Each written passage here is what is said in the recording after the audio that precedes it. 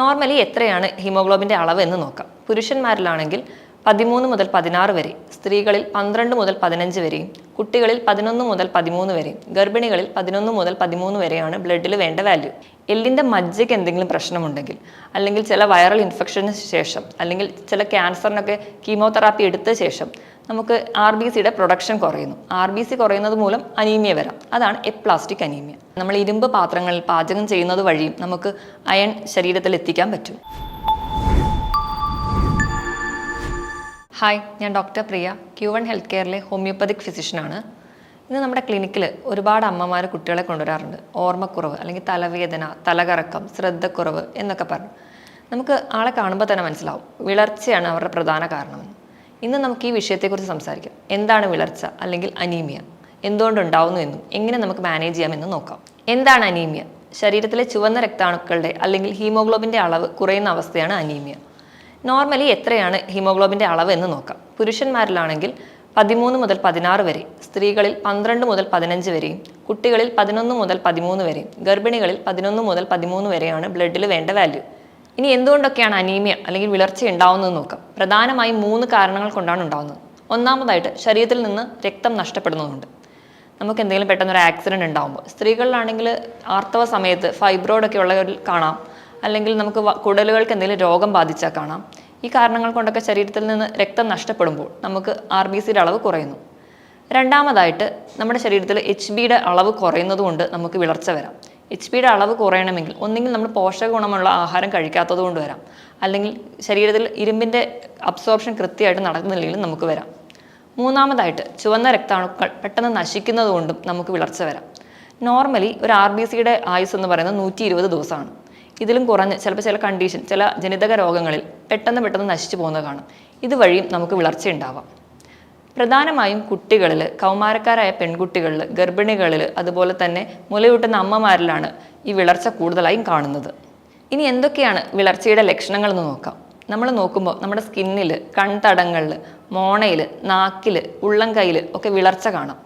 ഇതിനോടൊപ്പം തന്നെ ക്ഷീണം, തളർച്ച, ചെറിയ ജോലി ചെയ്യുമ്പോൾ തന്നെ അമിതമായി കിതയ്ക്കുക, നെഞ്ചിടിപ്പ് കൂടുക, മുടി കൊഴിച്ചിൽ, ഈ വക ലക്ഷണങ്ങളും കാണാം. അതിന് കാരണം എന്താണെന്ന് വെച്ചാൽ നമ്മുടെ ശരീരത്തിലെ ചുവന്ന രക്താണുക്കളാണ് ശരീരം മുഴുവൻ ഓക്സിജൻ എത്തിക്കുന്നത്. നമ്മുടെ ശരീരത്തിൽ വിളർച്ച വരുമ്പോൾ RBCയുടെ അളവ് കുറയുന്നു. അതുവഴി ശരീരത്തിന് വേണ്ട ഓക്സിജൻ ലഭിക്കുന്നില്ല. അതുകൊണ്ടാണ് നമുക്ക് നെഞ്ചിടിപ്പ് കൂടുന്നതും കൂടുതൽ ക്ഷീണവും തളർച്ചയൊക്കെ തോന്നുന്നത്.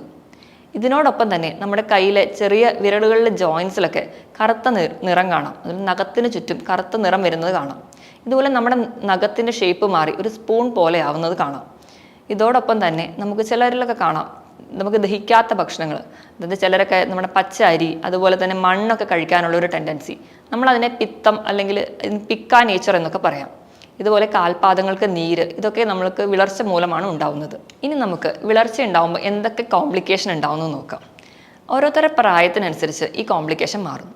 കുഞ്ഞു കുട്ടികൾക്കാണ് വിളർച്ച വരുന്നതെങ്കിൽ അവർക്കൊരു ആരോഗ്യം ഉണ്ടാവില്ല. അതുപോലെ പ്രതിരോധ ശേഷിയൊക്കെ കുറഞ്ഞതായി കാണാം. അതുപോലെ പഠിക്കാൻ ശ്രദ്ധക്കുറവ്. കുട്ടികളിലൊക്കെ ഈ വിരശല്യം മൂലം വരെ നമുക്ക് അനീമിയ അല്ലെങ്കിൽ വിളർച്ച ഉണ്ടാവാൻ ചാൻസ് ഉണ്ട്. ഇപ്പം ചെറിയ കൗമാരക്കാരായ പെൺകുട്ടികൾക്കാണെങ്കിലും ശ്രദ്ധക്കുറവ്, തളർച്ച, അതുപോലെ തന്നെ പീരീഡ്സ് ആകുമ്പോൾ ബ്ലീഡിംഗ് ഒക്കെ കൂടുതലായി നിൽക്കുന്നത് കാണാം. ഇതുപോലെ ഗർഭിണികളിൽ കാണുമ്പോൾ കുട്ടികളുടെ വളർച്ച കുറവായിട്ട് കാണാം. അതുപോലെ കുട്ടിയുടെ ഭാരം കുറവ്, മാസം തികയുന്നതിന് മുമ്പ് പ്രസവിക്കുക, അതുപോലെ പ്രസവ സമയത്ത് അമിതമായ രക്തസ്രാവം ഉണ്ടാവുക, അതുപോലെ എന്തെങ്കിലും അംഗവൈകല്യങ്ങൾ വരെ കുട്ടികൾക്ക് ഉണ്ടാവുന്നതായി കാണാം. ഇനി മുലയൂട്ടുന്ന അമ്മമാരിൽ ബാധിച്ചു കഴിഞ്ഞാൽ മുലപ്പാലിൻ്റെ അളവ് കുറയുന്നതായും കാണാം.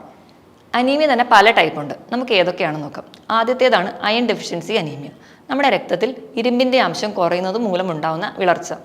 ഏറ്റവും കൂടുതൽ കോമൺ ആയി കാണുന്നതും ഈ കണ്ടീഷനാണ്. 70 മുതൽ 80% വിളർച്ചയുടെയും കാരണം ഇതാണ്. രണ്ടാമതാണ് vitamin deficiency anaemia. Mainly vitamin B7 അഥവാ ഫോളിക് ആസിഡ് അല്ലെങ്കിൽ വൈറ്റമിൻ B12ൻ്റെ കുറവും കൊണ്ടാണ് അനീമിയ ഉണ്ടാകുന്നത്. വൈറ്റമിൻ B12 കുറവ് കൊണ്ട് ഉണ്ടാവുകയാണെങ്കിൽ അതിന് പെർനീഷ്യസ് അനീമിയ എന്നാണ് പറയുന്നത്. മൂന്നാമതാണ് കാണുന്നതാണ് എപ്ലാസ്റ്റിക് അനീമിയ. എപ്ലാസ്റ്റിക് അനീമിയ എന്ന് പറയുമ്പോൾ നമുക്കറിയാം നമ്മുടെ RBC ഉണ്ടാകുന്നത് നമ്മുടെ എല്ലിൻ്റെ മജ്ജയിൽ നിന്നാണ്. എല്ലിൻ്റെ മജ്ജയ്ക്ക് എന്തെങ്കിലും പ്രശ്നമുണ്ടെങ്കിൽ, അല്ലെങ്കിൽ ചില വൈറൽ ഇൻഫെക്ഷന് ശേഷം, അല്ലെങ്കിൽ ചില ക്യാൻസറിനൊക്കെ കീമോതെറാപ്പി എടുത്ത ശേഷം നമുക്ക് RBCയുടെ പ്രൊഡക്ഷൻ കുറയുന്നു. RBC കുറയുന്നത് മൂലം അനീമിയ വരാം. അതാണ് എപ്ലാസ്റ്റിക് അനീമിയ. ഇനി നാലാമത്തേതാണ് ഏതെങ്കിലും ക്രോണിക് ഡിസീസ് മൂലമുണ്ടാകുന്ന അനീമിയ. ഇപ്പോൾ ഉദാഹരണം പറയുകയാണെങ്കിൽ നമുക്ക് കിഡ്നി അസുഖമുള്ളവർക്ക് കാണാം അനീമിയ. അതിന് കാരണം എന്താണെന്ന് വെച്ചാൽ നമ്മുടെ ശരീരത്തിൽ RBC ഉണ്ടാവണമെങ്കിൽ ഒരു ഹോർമോൺ കിഡ്നിയിൽ നിന്ന് ഉൽപ്പാദിപ്പിക്കണം. അതാണ് എറിത്രോപോയിറ്റിൻ. കിഡ്നിയിലെ രോഗമുള്ളവർക്ക് ഈ എറിത്രോപോയിറ്റിൻ്റെ അളവ് കുറയുന്നതും അതുവഴി RBC കുറയുന്നതായും കാണാം. ഇനി അഞ്ചാമതായി കാണുന്ന അനീമിയാണ് സിക്കിൾ സെൽ അനീമിയ അഥവാ അരിവാൾ രോഗം. നമ്മുടെ ഹീമോഗ്ലോബിൻ ഉണ്ടാക്കിയിരിക്കുന്ന ഒരു പ്രോട്ടീൻ ചെയിനും കൊണ്ടാണ്. ഈ പ്രോട്ടീൻ ചെയിനിന് എന്തെങ്കിലും ജനിതക മാറ്റം ഉണ്ടാവുമ്പോൾ ഉണ്ടാവുന്ന അനീമിയാണ് സിക്കിൾ സെൽ അനീമിയ അഥവാ അരിവാൾ രോഗം. ആറാമതായി കാണുന്ന അനീമിയാണ് ഹീമോലൈറ്റിക് അനീമിയ. നമ്മുടെ ശരീരത്തിൽ നിന്ന് രക്തം നഷ്ടപ്പെടുന്നത് കൊണ്ട് ഉണ്ടാവുന്ന അനീമിയ. അത് പല ജനിതക രോഗങ്ങൾ കൊണ്ടും ഉണ്ടാവാം. ഉദാഹരണമാണ് തലാസീമിയ എന്ന് പറയുന്ന രോഗം. അതുപോലെ തന്നെ എന്തെങ്കിലും ഇൻഫെക്ഷന് ശേഷം അങ്ങനെ വരാം, അല്ലെങ്കിൽ നമുക്കൊരു ആക്സിഡൻറ്റ് വഴിയോ, അല്ലെങ്കിൽ നമ്മുടെ ആമാശയത്തിന് എന്തെങ്കിലും രോഗമുണ്ടെങ്കിലോ, അല്ലെങ്കിൽ വല്ല ട്യൂമറോ ഫൈബ്രോയിഡോ ഒക്കെ ഉണ്ടെങ്കിലും നമുക്കിങ്ങനെ ബ്ലീഡിങ് കാണിക്കാം. നമുക്കിനി എങ്ങനെയൊക്കെ വിളർച്ചയുണ്ടെന്ന് ഉറപ്പിക്കാം, നമുക്ക് എന്തൊക്കെ രക്തപരിശോധനകൾ ചെയ്യാമെന്ന് നോക്കാം. നമ്മൾ കംപ്ലീറ്റ് ബ്ലഡ് കൗണ്ടാണ് നോക്കുന്നത്. അതിൽ ഏറ്റവും ആദ്യം തന്നെ ഹീമോഗ്ലോബിൻ്റെ അളവ് നോക്കുന്നു. രണ്ടാമതായിട്ട് ഹെമറ്റോക്രിറ്റ് വാല്യൂ, അതിൽ നമുക്ക് എത്ര % വോളിയം RBC ഉണ്ടെന്ന് കണ്ടുപിടിക്കാം. മൂന്നാമതായിട്ട് മീൻ കോർപ്പസ്കുലർ വോളിയം, അതിൽ RBCയുടെ സൈസ് എത്രയാണ് എന്ന് കണ്ടുപിടിക്കാൻ വേണ്ടി ഉപയോഗിക്കുന്നു. നാലാമതായിട്ട് മീൻ കോർപ്പസ്കുലർ ഹീമോഗ്ലോബിൻ, അത് നമുക്ക് അയൺ ഡെഫിഷ്യൻസി അനീമിയയെ നിർണ്ണയിക്കാൻ വേണ്ടി ഉപയോഗിക്കാം. അഞ്ചാമതായി ചെയ്യുന്നതാണ് മീൻ കോർപ്പസ്കുലർ ഹീമോഗ്ലോബിൻ കോൺസെൻട്രേഷൻ. ഇതെന്ന് പറയുന്നത് RBCയിൽ എന്തോരം ഹീമോഗ്ലോബിൻ ഉണ്ട് അല്ലെങ്കിൽ അയണിൻ്റെ അളവ് കണ്ടുപിടിക്കാൻ വേണ്ടി ഉപയോഗിക്കാം. ഇതിന് പുറമെ നമ്മൾ രക്തത്തിൽ ഫെറിറ്റിൻ്റെ അളവ് കൂടി ടെസ്റ്റ് ചെയ്യുന്നു. ഫെറിറ്റിൻ്റെ അളവ് ടെസ്റ്റ് ചെയ്യുന്ന വഴി നമുക്ക് സ്റ്റോർ ചെയ്ത അയണിൻ്റെ അളവ് എത്രയാണെന്ന് കണ്ടുപിടിക്കാൻ പറ്റും. ഇനി നമുക്ക് വിളർച്ച എങ്ങനെ മാനേജ് ചെയ്യാമെന്ന് നോക്കാം. ആദ്യം തന്നെ നമുക്ക് ഭക്ഷണത്തിൽ എന്തൊക്കെ മാറ്റം വരുത്തണം നോക്കാം. ഇരുമ്പ് സത്തുള്ള ഭക്ഷണങ്ങളാണ് കൂടുതൽ കഴിക്കേണ്ടത്. ഇറച്ചി, അതുപോലെ കരള്, മുട്ട, മത്സ്യം. പച്ചക്കറികളിലാണെങ്കിൽ പാവയ്ക്ക, ബീട്രൂട്ട്. ഇലക്കറികളിൽ മുരിങ്ങയില, ചീരയില, മത്തയില, ഇതെല്ലാം അയണിൻ്റെ കണ്ടൻറ്റ് കൂടുതലാണ്. അതോടൊപ്പം തന്നെ ഫ്രൂട്ട്സിൽ പപ്പായ, മാതളം, ഈന്തപ്പഴം, അതുപോലെ ശർക്കര, കരിപ്പെട്ടി, എള്ള്, അതുപോലെ നമ്മൾ കഴിക്കുന്ന കുഞ്ഞുങ്ങൾക്കൊക്കെ കൊടുക്കുന്ന റാഗി, അതിൽ നല്ലൊരു അയൺ കണ്ടൻറ്റ് കാണാം. ഈ പറഞ്ഞ ഭക്ഷണങ്ങളൊക്കെ കഴിക്കുന്നതിനോടൊപ്പം ചായയോ കാപ്പിയോ അതുപോലെ കാൽസ്യം അടങ്ങിയിട്ടുള്ള ഭക്ഷണങ്ങളോ കൂടെ കഴിക്കാതിരിക്കാൻ ശ്രദ്ധിക്കണം. കാരണം എന്താണെന്ന് വെച്ചാൽ നമ്മൾ അയണും കാൽസ്യവും ശരീരത്തിൽ ഒന്നിച്ച് അബ്സോർബ് ആവത്തില്ല. അതിന് പകരം അയണിൻ്റെ അബ്സോർപ്ഷൻ കൂട്ടാൻ വേണ്ടി നമുക്ക് പുളിയുള്ള ഫ്രൂട്ട്സ് കഴിക്കാം.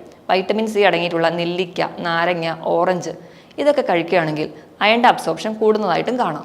ഇന്ന് പൊതുവെ കുട്ടികൾക്ക് ഇലക്കറികളൊക്കെ കഴിക്കാൻ ഭയങ്കര മടിയാണ്. അപ്പോൾ പൊതുവെ അമ്മമാർ ചെയ്യുന്നതാണ് നമ്മൾ ഇലക്കറികൾ, അതായത് മുരിങ്ങയിലയോ ചീരയോ ഒക്കെ തോരൻ വെക്കുമ്പോൾ കൂടെ കുറച്ച് മുട്ട കൂടി ഇടും. അപ്പോൾ പൊതുവെ കുട്ടികളൊക്കെ കഴിക്കും. അതുപോലെ ചില കുട്ടികൾ ഈന്തപ്പഴം കഴിക്കാൻ മടിയാണ്. ഉടനെ അമ്മമാർ പാലിൽ ഈന്തപ്പഴം അടിച്ചു കൊടുക്കും. പക്ഷെ നമ്മൾ ഓർക്കണം, ഇത് നമ്മുടെ ശരീരത്തിന് പ്രത്യേകിച്ചൊരു ന്യൂട്രിയൻസ് ഒന്നും കിട്ടത്തില്ല. കാരണം പാലിൽ അടങ്ങിയിരിക്കുന്നത് കാൽസ്യവും ഈന്തപ്പഴത്തിലുള്ളത് അയണുമാണ്. അതുപോലെ മുരിങ്ങയിലയിലുള്ളത് അയണും മുട്ടയിലുള്ളത് കാൽസ്യവും. ഇവർ രണ്ടുപേരും കൂടി ചേർന്ന് ശരീരത്തിൽ ഒരിക്കലും അബ്സോർബ് ആവത്തില്ല. നമുക്കത് വയറ് നിറയ്ക്കാമെന്നതേ ഉള്ളൂ, അല്ലാതെ ഒരിക്കലും ന്യൂട്രിയൻ സപ്ലൈ ഇതിൽ നിന്ന് നമുക്ക് കിട്ടത്തില്ല.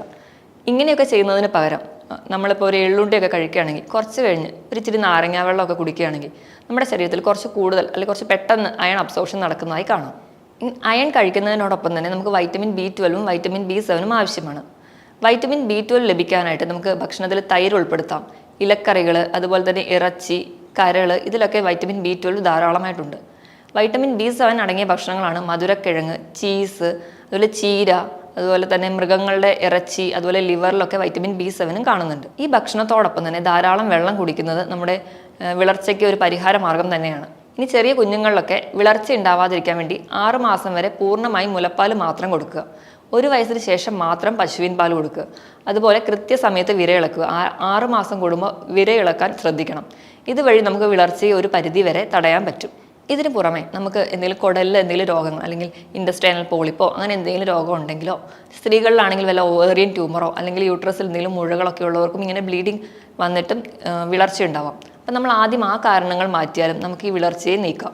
വിളർച്ച തടയാൻ വേണ്ടി അയൺ റിച്ച് ആയിട്ടുള്ള ടാബ്ലറ്റ് ഡിപ്പെൻഡ് ചെയ്യുന്നതിനേക്കാളും എളുപ്പമാണ് നമുക്ക് വീട്ടിൽ തന്നെ ഒരു അയൺ റിച്ച് അടുക്കള ഉണ്ടാക്കാം. അതിനായിട്ട് പലതരത്തിലുള്ള ചീരകൾ, അതായത് അഗസ്തി ചീര, വേലി ചീര, അതുപോലെ മുരിങ്ങയില, മത്തൻ, പാഷൻ ഫ്രൂട്ട്, പപ്പായ, തക്കാളി, നെല്ലിക്ക, വാഴപ്പിണ്ടി, വാഴക്കൂമ്പ്, ഇവയൊക്കെ നമ്മുടെ നാട്ടിൻ പ്രദേശത്ത് സുലഭമായി കിട്ടുന്നതാണ്. ഇതെല്ലാം നട്ടുപിടിപ്പിച്ച് ഇതെല്ലാം നമ്മുടെ ഭക്ഷണത്തിൽ ഉൾക്കൊള്ളിക്കുന്ന വഴി തന്നെ നമുക്കൊരു പരിധിവരെ വിളർച്ചയെ തടയാം.